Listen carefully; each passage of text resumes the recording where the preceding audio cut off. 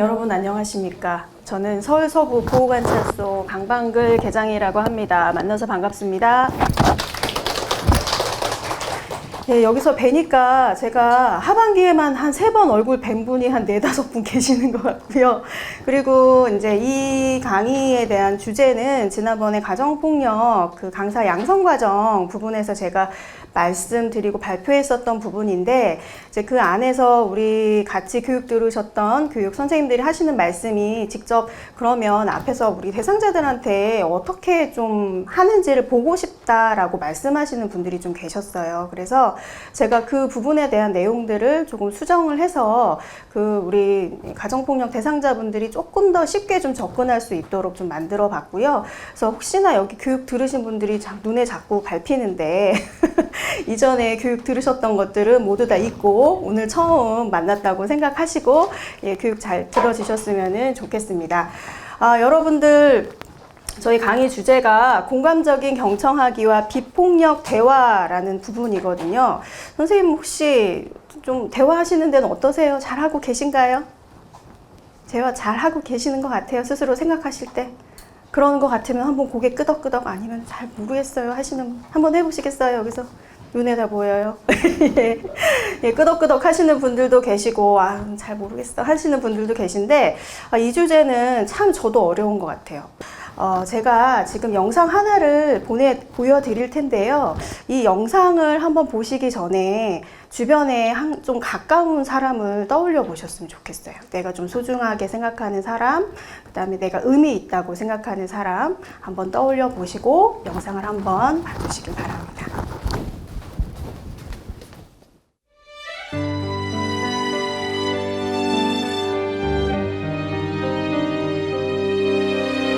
내가 아주 어렸을 때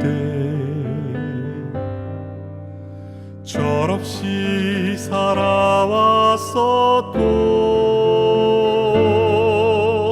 이기적인 사랑 속에서 환상에 빠져 있었네. 잘못한 것 하나 없고 후회할 것 하나 없이 소아사자의 사랑 이야기처럼 너에게 상처를 주었네.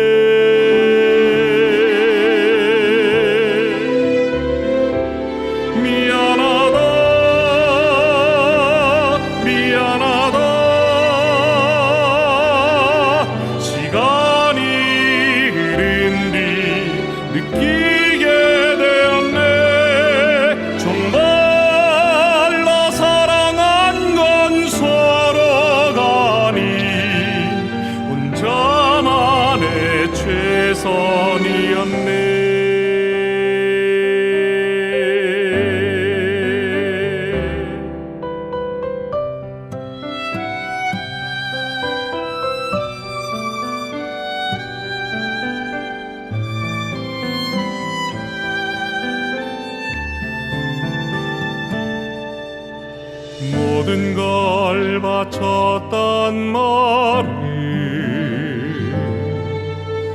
홀로 메아리 쳤었고, 내 방식으로만 세상을 보았고, 되려 너에게 짐이 되었네.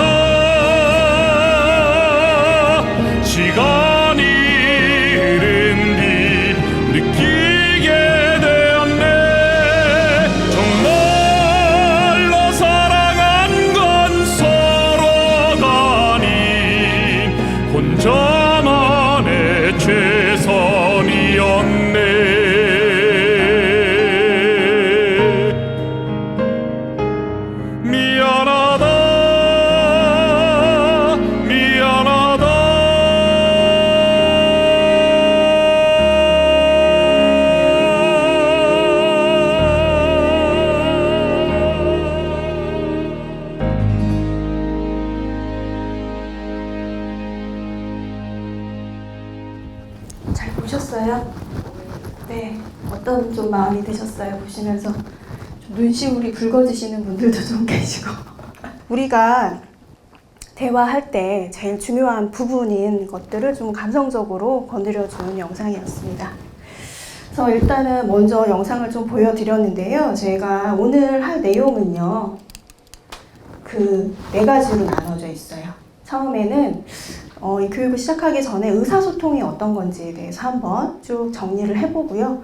그 다음에 우리가 공감적으로 경청할 수 있는 방법이 어떤 게 있는지, 그리고 아까 우리 선생님 말씀하셨던 것처럼 내가 원하는 걸 잘 얘기를 해야 되는데 그런 부분들을 내 마음이 평안하고 상대방도 그 대화에 잘 초대가 되고 그걸 잘 받아들이든 받아들이지 않든 일단 협력적으로 관계 중심으로 대화를 좀 잘 할 수 있는 방법이 어떤 게 있는지, 이런 부분에 대해서 이런 비폭력 대화를 우리가 한번 좀 알아보고 같이 연습해보는 시간을 갖도록 하겠습니다.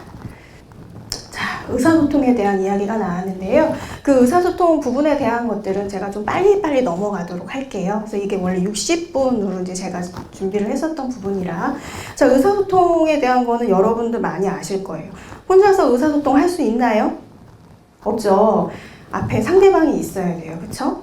상대방이 있어야 되고, 또 의사소통할 때 필요한 거는 뭐가 있을까요? 말하는 게 중요해요. 그쵸? 그래서 생각이나 감정을 서로 주고받아서 소통하는 거예요. 이 화살표 보시면 아시겠지만 혼자만 이야기하는 거 말고 서로 이렇게 주거니 받거니 왔다 갔다 나의 생각이나 감정을 같이 주고받는 거, 그게 바로 우리가 의사소통이라고 할 수 있는데, 우리 그 보호자 교육 하시는 선생님들 이야기 들으면 나는 진짜 자녀랑 많은 대화를 하고 있다라고 이야기를 하세요. 그러면서도 정작 의사소통을 본인들이 하고 계실까라는 좀 의문이 들었어요. 그래서 여기서 중요한 부분들에 대한 것들은 서로 이 화살표처럼 소통이 되어야 되는 것, 이런 것들이 바로 의사소통이라고 볼 수 있을 것 같습니다. 그 의사소통의 표현 방식은 크게 2가지로 볼 수 있을 것 같은데, 하나는 언어적인 의사소통이고요. 그 다음에 또 하나는 비언어적인 의사소통이에요.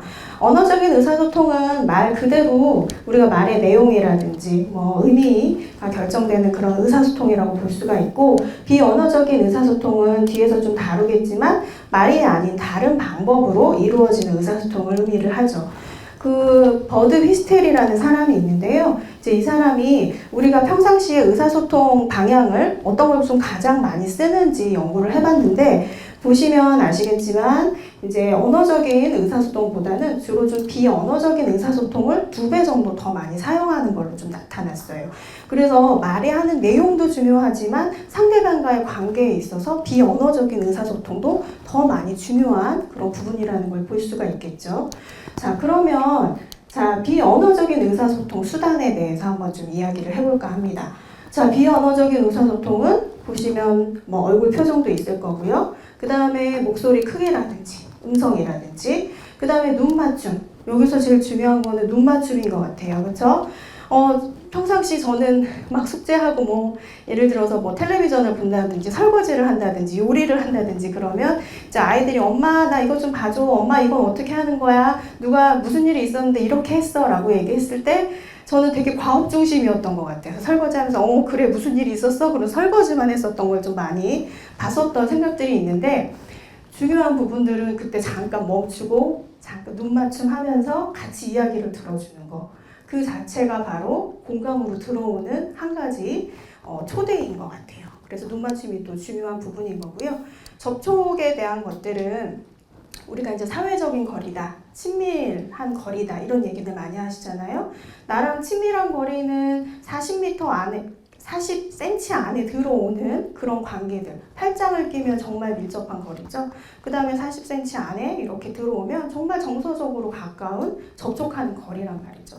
근데 보통 우리가 사회적인 거리는 한 1m 정도 아니면 2m 정도 좀 떨어져서 대화하게 되는 그런 부분들이 있는데, 상대방과의 관계에 따라서도 이런 접촉이라든지 거리나 이런 부분들도 한번 좀 생각을 해보셨으면 좋겠고요. 그 다음에 제스처와 관련된 내용들도 비언어적인 의사소통에 포함이 되겠죠.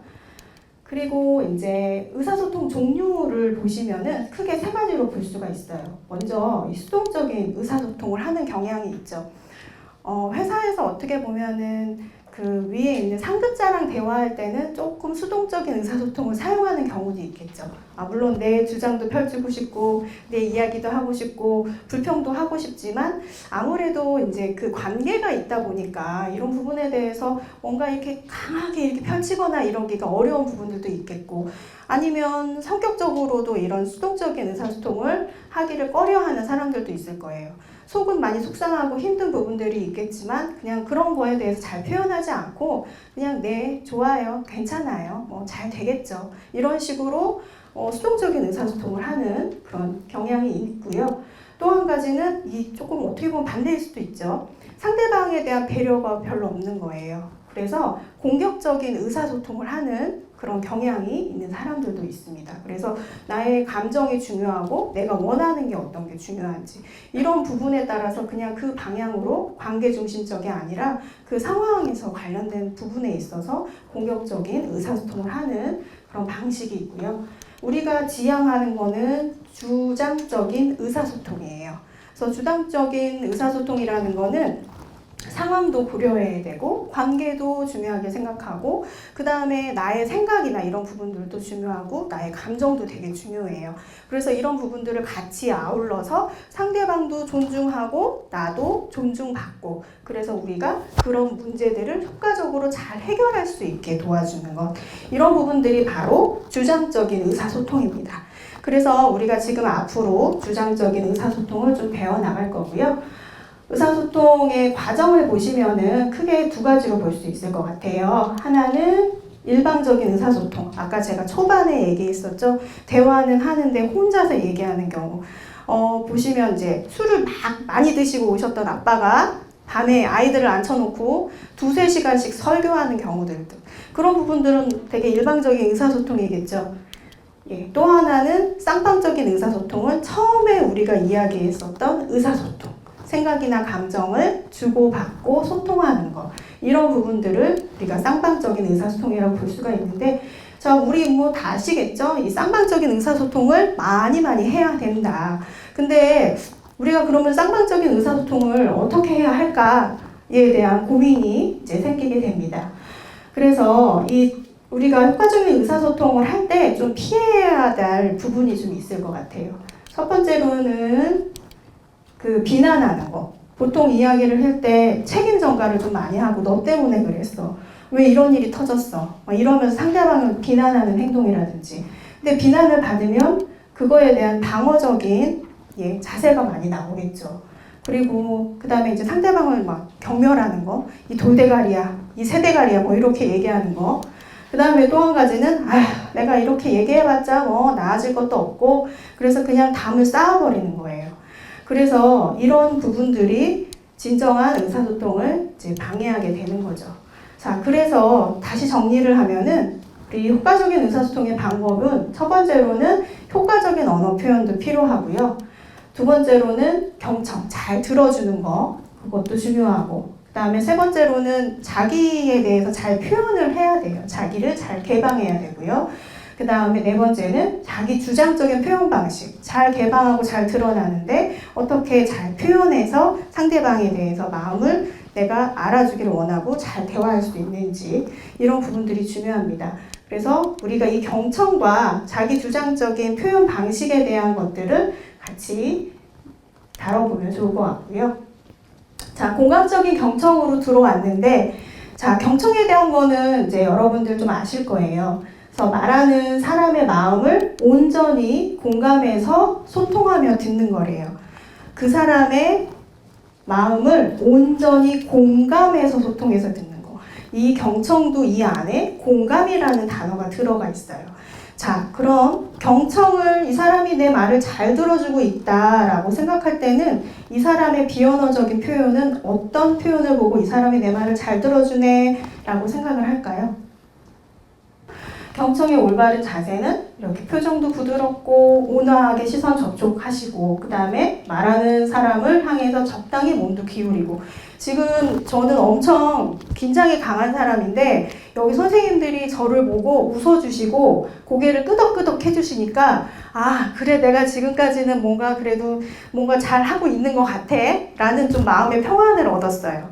지금 우리가 말하지 않았지만 저는 선생님들의 표정을 보고 그런 것들을 읽고 제 마음에서 내가 지금 공감받고 있구나, 내가 위로받고 있구나, 아 내가 지금 화이팅 받고 있구나 이런 생각이 많이 들거든요. 그래서 이런 부분에 있어서 정말 진정한 사람과 대화할 때 이런 모습들이 보여진다면 내가 말 많이 하지 않더라도 정말 많은 위로를 받을 수 있을 것 같아요. 자, 그러면 공감적인 경청하기 부분에 그러면 공감적으로는 그러면 내가 어떻게 들을 수 있을까요? 공감적인 듣기는 뭘까요?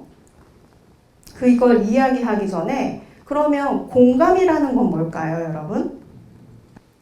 예, 우리가 공감에 대한 이야기, 마음을 잘 이해한다고 하셨는데 일단은 공감이라는 거는 다른 사람이 경험하고 있는 거를 존중하는 마음이래요.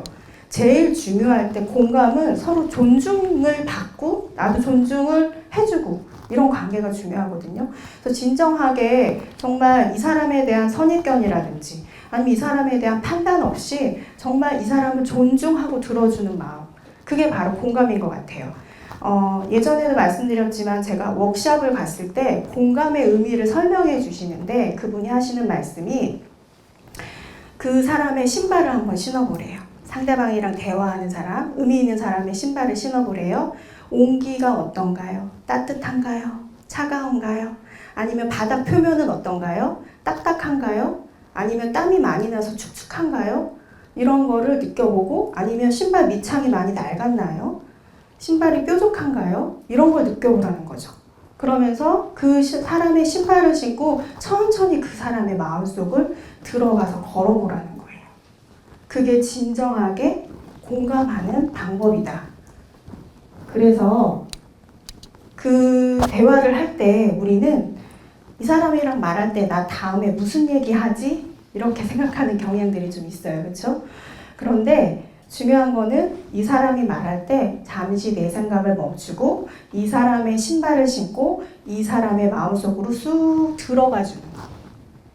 그리고 그 안에서 그 사람이 마음이라든지 그 사람의 감정이라든지 그 사람의 생각이라든지 이런 부분들을 같이 경험해 보는 거. 그게 진정한 공감이다 라고 생각하시면 될 것 같아요. 그래서 이 주제의 제일 중요한 거는 공감이에요. 공감. 예. 자, 보시면 중학교 2학년 딸이라고 한번 생각을 해봤으면 좋겠어요. 자, 아빠 나는 돼지처럼 못생겼어. 그것도 했었는데 자, 아빠의 반응 어떻게 얘기하면 좋을까요? 정답은 없습니다. 보통 이 아빠는 이렇게 얘기했어요. 그렇지 않아. 네 얼굴은 하나님이 지구상에 창조한 얼굴 중에 제일 예쁘고 멋져. 그래도 노력했어요, 아버지. 그쵸? 근데 중학교 2학년이에요. 아, 아빠! 그리고 문을 꽝 하고 닫아버렸어. 여기서 아빠가 뭘 잘못했을까요? 공감을 해줬어야 돼. 어떻게? 왜 이 아이가 이 시점에서 나한테 이야기를 했을까 안 궁금하세요? 그쵸? 근데 그거를 질문으로 물어보기보다는 너 무슨 일 있었어? 왜 그래? 이렇게 질문으로 물어보기보다는 오늘 네 모습이 마음에 안 들어? 한번 이 아이의 마음을 읽어주게 하는 거예요. 그러면 이 아이가 아빠가 내 얘기를 들을 준비가 돼 있구나 라고 생각하면 내가 질문하지 않더라도 이 아이가 얘기를 할 거라고요. 근데 만약에 예를 들어서 여기서 네가 제일 예뻐 이러면 대화가 끝나버리는 거잖아요. 그쵸? 그리고 아이는 그 전에 뭔가 속상한 일이 있었을 수도 있고 고민되는 일이 있었을 수도 있는데 그런 부분에 대해서 이제 얘기할 수 있는 게 탁 막혀버리는 거죠. 자, 그래서 공감으로 연결하는데 좀 방해가 되는 그런 장애물들이 있어요. 서로 조언해주고 그 다음에 뭐 위로도 하고 동정하고 이런 부분들은 우리가 평상시 대화할 때 되게 좋은 부분 아니야? 라고 생각하는 부분이기도 해요. 근데 우리가 공감적으로 들을 때는 내 말을 좀 아끼고 상대방의 이야기를 잘 들어주는 거, 이게 제일 중요한 부분이기 때문에 이러한 부분들이 오히려 좀 방해물이 될 수 있다는 얘기죠. 그리고 우리가 공감으로 듣기의 핵심은 이제 여기서 비폭력 대화가 공감으로 듣는 내용이 나오는데요. 다른 사람이 어떤 말을 하든지 우리는 그들이 무엇을 관찰하고 느끼고 필요로 하고 부탁하는가에만 귀를 기울여야 돼요. 다시 한번 다른 사람이 어떤 말을 하든지 우리는 그들이 무엇을 관찰하고 느끼는지 뭘 필요로 하는지 뭘 부탁하는지 거기에만 귀를 한번 기울여 보셨으면 좋겠어요. 자, 우리 고통 때문에 다른 사람의 말을 공감할 수 없을 때가 있어요. 아유, 나도 사람인지라 내가 항상 성인군자처럼 있을 순 없잖아요. 모든 사람 얘기할 때 다 공감적인 경청해주고 저도 힘들거든요, 그러면. 근데 나도 힘들고 스트레스 받는 상황에서는 아이가 와서 이야기를 하던 남편이 얘기하던 아까 제가 처음에 말씀드렸듯이 그 말이 안 들어와요. 그렇죠? 내 문제에 갇혀 있기 때문에. 그랬을 때는 우리는 어떻게 하면 좋을까요? 일단은 멈춰야 돼요. 멈춰야 돼요. 그리고 잠깐 그래서 나를 좀 다스리는 시간이 필요해요. 그래서 심호흡을 한번 크게 한번 하고 그 다음에 잠시 자리를 떠나서 나를 위한 공감의 시간을 한번 만들어 보는 거 이런 부분들이 좋을 것 같아요. 평상시에 항상 이렇게 하시라는 말씀보다는 만약에 상대방과의 상황에 있어서 부정적인 감정이 힘든 어려움이나 이런 것들이 떠올려지면 잠깐 그 부분들을 우리가 긍정적으로 관계 형성을 하기 위해서 중요한 작업이거든요. 특히 우리 부부 관계에 있어서 얘기를 하다 보면 감정적으로 치달을 때가 많이 있잖아요. 그랬을 때 잠깐 이 작업을 하고 다시 들어와서 대화하는 방법이 중요할 것 같습니다. 자, 공감으로 경청하는 부분들을 한번 연습을 한번 해보자 라는 부분인데요. 자, 이마고 부부 대화법이라는 게 있어요.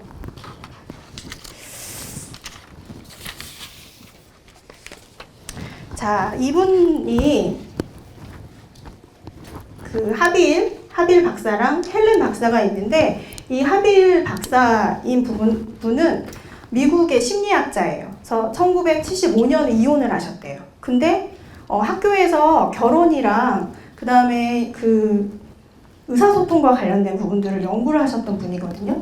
근데 생각을 해봤더니 아니 왜 그럼 사람들이 계속 이혼을 할까를 생각을 해봤는데 이제 거기서 막 연구를 한 끝에 중간에 이제 이분을 만나신 거죠. 그래서 두 분이 79년부터 86년까지 천쌍을 대상으로 해서 연구를 했는데 이 이마고 부부 대화법을 개발을 하신 거예요. 그 중에서 이제 이혼 2기에 있었던 사람들 약 80%, 90% 이상이 관계를 회복했다는 거죠. 이 사람들이 얘기하는 거는 딱 한 가지예요. 상대방의 배우자를 측은하게 그리고 어린 시절에 상처받았던 내면 아이로 한번 생각해 보라는 거죠. 그래서 상처받았던 내면 아이로 이 사람을 바라보면 연민이 생기고 측은한 마음이 생긴다는 거예요. 그래서 상대방이 이야기하는 부분에 대해서 내 생각을 말하는 게 아니라 아까 이 사람의 신발을 신고 들어가라 그랬잖아요. 그래서 이 사람이 얘기하는 거를 여기서는 반영을 먼저 해주고 상대방의 마음을 있는 그대로 바라보기 위해서 반영을 해주고 그 다음에 상대방의 메시지를 인정해 주는 거예요. 그래서 내가 네 마음을 잘 이해하고 있다. 그리고 상대방의 감정을 잘 공감해 줄 필요가 있어요. 네가 이러이러한 상황 때문에 많이 힘들었구나. 그 이마고 훈련 부분에 있어서 크게 세 가지로 나눠볼 수 있는데요. 한번 첫 번째 읽어볼까요? 같이 시작. 예, 그대로 말해주기. 밑에 한번 읽어볼까요? 그러니까 당신은 시작. 예, 본인 상대방이 했었던 말을 그냥 거울처럼 반영해 주는 거예요. 그 다음에 두 번째는 한번 읽어볼까요? 시작. 예, 내가 잘 이해했나요? 당신의 말을 들어보니까 내가 이해가 돼. 자, 그 다음에 세 번째 공감하기. 밑에 한번 읽어볼까요? 당신의 입장에서 시작. 당신의 입장에서 나의 느낌은 뭐뭐인지 예, 맨 처음에 그 사람이 했었던 말들을 거울처럼 반영해주고 그 사람이 했었던 것들을 내가 잘 이해하고 있나요? 이런 상황에선 이해가 되네요. 그 다음에 세 번째는 공감해주는 거예요. 당신의 입장에서 생각해보니까 당신이 이런 느낌을 받았을 때 이랬을 것 같아요 라고 이야기를 하는 부분입니다. 그래서 우리 이 빨간 글씨만 한 번만 더 읽어봤으면 좋겠어요. 여러분들 각인시키게. 자, 첫 번째 시작. 그대로 말해주기. 두 번째. 메시지를 인정하기. 예, 세 번째. 공감하기. 예, 그렇게 한번 오늘 하루 집에 꼭 가셔가지고 이런 비슷한 일이 있을 때 자녀들이든 아니면 부모님이든 남편이든 배우자든 한번 같이 이야기 나눠보셨으면 좋겠습니다.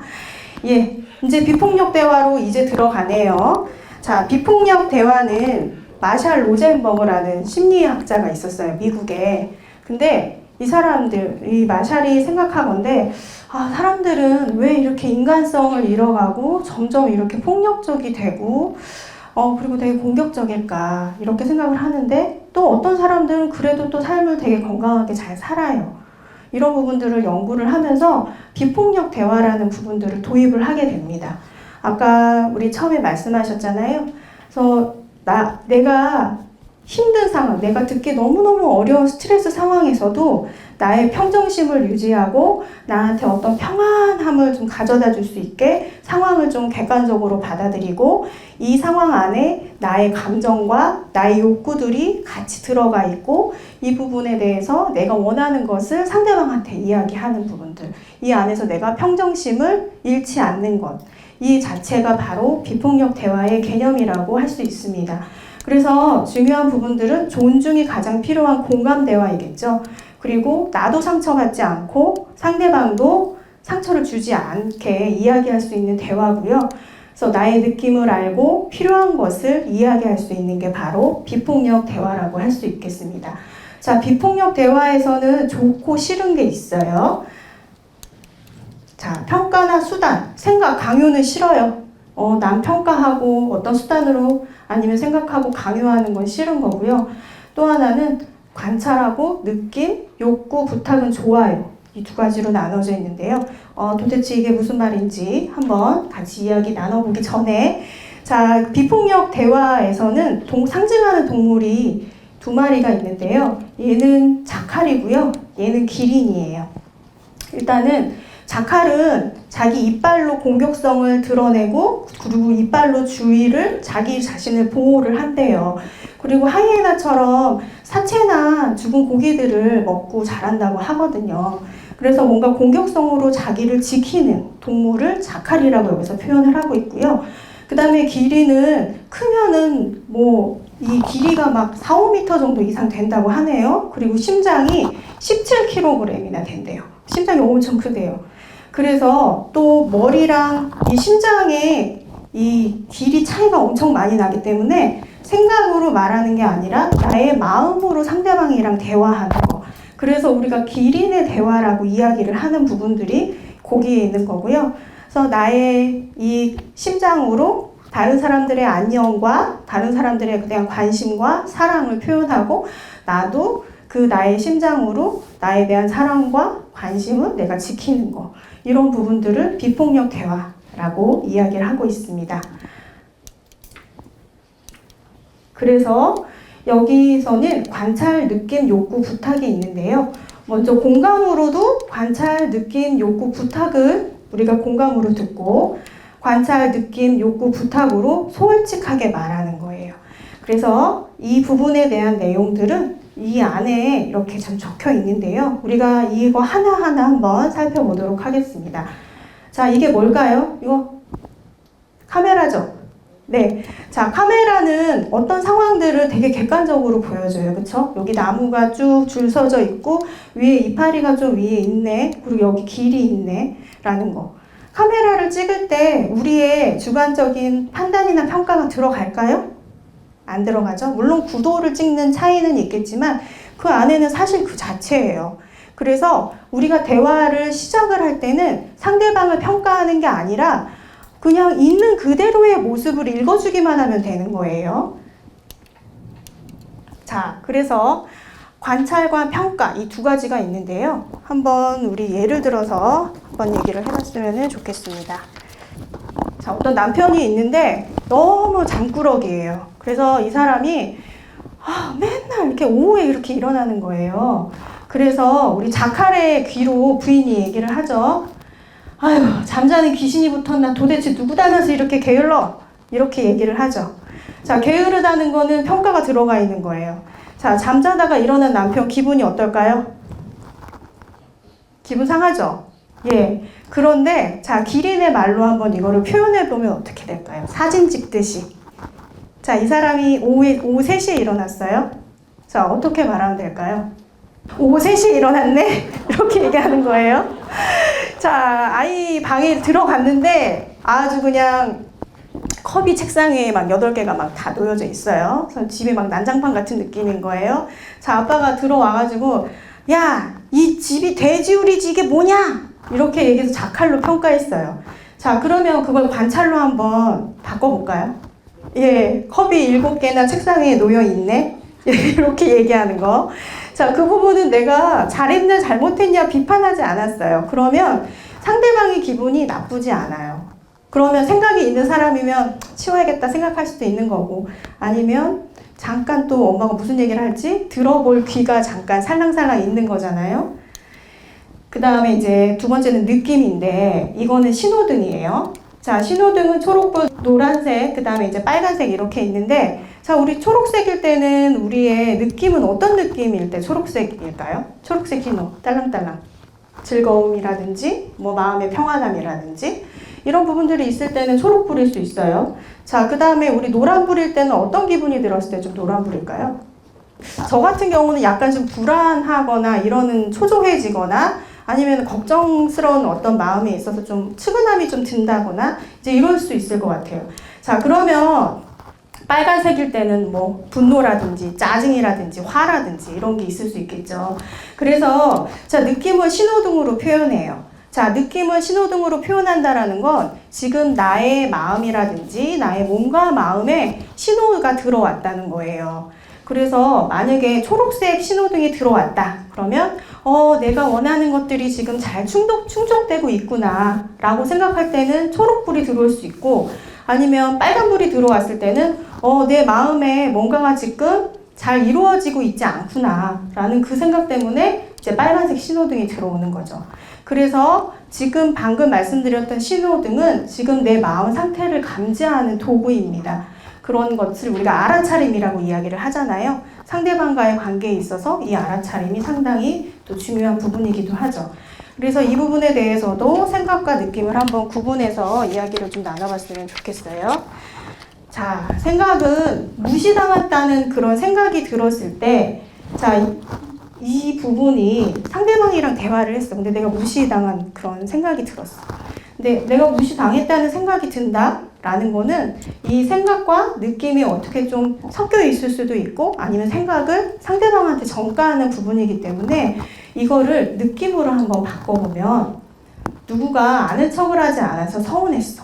아는 척을 하지 않다라는 거는 객관적인 관찰을 얘기를 한 거예요.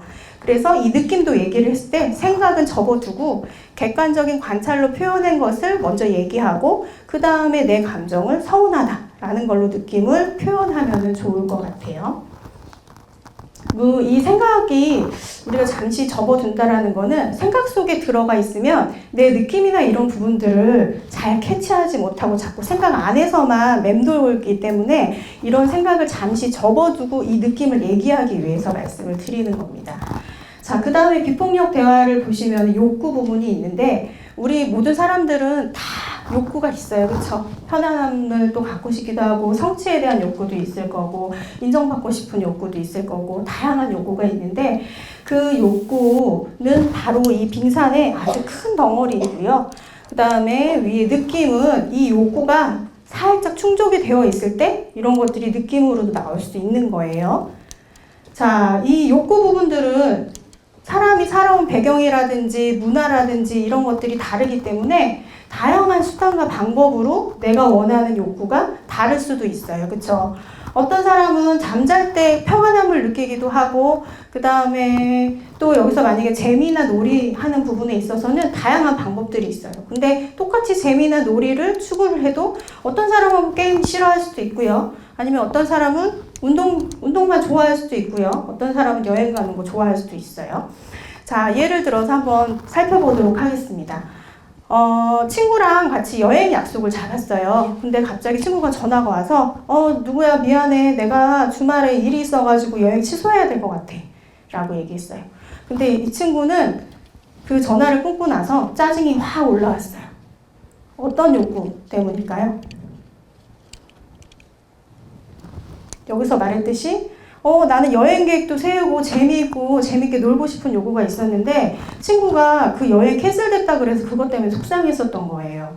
그래서 이 친구는 요구가 재미나 놀이가 충족되지 못했었던 거죠. 근데 반면에 전화를 끊고 나서 홀가분하다, 편하다 이렇게 생각하고 잘됐다 이렇게 생각하는 경우들도 있을 거예요.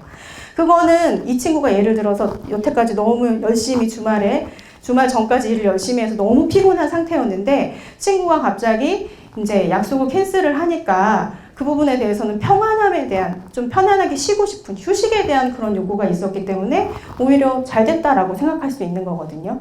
그래서 어떤 상황에 따라서도 상대방에 대한 요구가 다르다. 자, 또 한 가지는 부탁에 대한 이야기인데요. 자, 부탁에 대한 이야기는 내가 이 사람한테 부탁을 해도 이 사람이 거절할 수도 있다라는 거를 받아들여야 돼요. 왜냐하면 방금 말씀드렸듯이 사람들은 다 요구가 다르기 때문에 그리고 내가 거절을 당해도 그 사람은 다른 욕구를 충족하기 위한 한 가지 수단으로 나한테 그거를 거절할 수 있는 거거든요. 그래서 내가 이 사람에 대한 부탁을 했을지라도 이 사람이 거절하는 거에 대해서 속상해하면 안 돼요. 왜냐? 내가 만약에 이 사람에 대해서 거절을 했는데 속상함이라든지 뭔가 화가 난다든지 이런 부분은 어떻게 보면 이 부탁을 강요하게 되는 부분이기 때문에 이 강요와 부탁은 구분이 되어야 될 필요가 있겠죠. 그래서 부탁은 아까 우리 꽃 이야기 했을 때 나왔을 때 지금 내 얘기 들으니까 느낌이 어때? 라는 부분들. 그러니까 나 어떻게 해줬으면 좋겠어? 어떻게 생각해? 어때? 이런 식으로 대화에 초대해서 그 사람이 내 부탁을 들어줄 수 있을지 없을지 이런 부분들을 같이 나눠볼 수 있을 것 같아요. 그리고 행동 부탁을 했을 때는 상당하게 정중하게 부탁을 하는 그 스킬이 필요할 수 있을 것 같고요. 아까 살짝 보였는데 딴짓하지 마! 라고 학교에서 많이 하죠. 근데 이거를 여기 칠판을 볼래? 이렇게 얘기할 수도 있고요. 또 한 가지는 이제 신발 막 난장판 돼 있잖아요. 그래서 신발 정리 좀 해. 그래서 이거를 신발장에 넣어줄래? 이렇게 이제 존중하는 이야기를 할 수가 있겠습니다. 그래서 비폭력 대화 연습하는 부분에 대해서는 당신 생각에 있는 사람이야, 없는 사람이야. 지금 때가 어느 때인데 부모님 차를 사드려? 아니 나하고 한마디 상의도 없이 이런 결정해도 되는 거야? 정말 대책 없는 사람이야. 이런 부분들이 있다고 칩시다. 자, 이런 부분에 있어서 한번 이렇게 바꿔볼 수 있겠죠. 당신 부모님 차를 사드렸네. 당황스럽고. 그런 중요한 결정은 나랑 같이 내려야 하는 거잖아. 그게 얼마나 중요한 건데. 오늘 저녁에 그 문제에 대해서 얘기하고 싶은데 어때? 그래서 대화에 초대를 하는 거죠. 되게 이상적이죠. 근데 비폭력 대화를 할 때 이게 다 나오진 않아요. 그래서 하나하나 잘라서 우리가 일상생활 이야기할 수 있는 부분이기도 한데 아주 이상적인 예를 제가 좀 갖다가 붙였습니다. 그래서 일단 비폭력 대화는 나랑 다른 사람을 있는 그대로 받아들이고 더욱 사랑하게 될 수 있을 것 같고요. 그리고 어떤 행동은 미워해도 사람은 미워해서는 안 된다. 이런 부분에 대해서 이해를 할 수 있게 되고요. 그다음에 갈등을 평화롭게 해결해서 또 상황에 휘둘리지 않는 거. 또 남의 판단이나 평가로부터 자유로워져서 늘 평정심을 유지할 수 있는 것입니다.